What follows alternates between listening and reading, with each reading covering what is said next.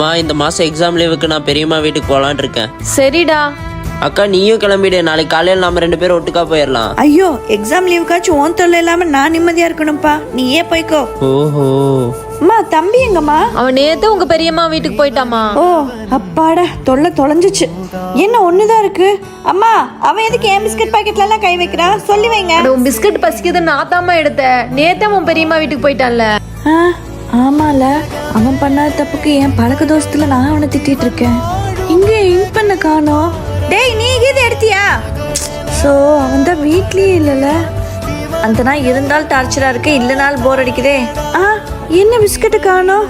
ஒருவேளை அம்மா எடுத்திருப்பாங்களா? இல்ல நான் தான் எடுத்தேன்.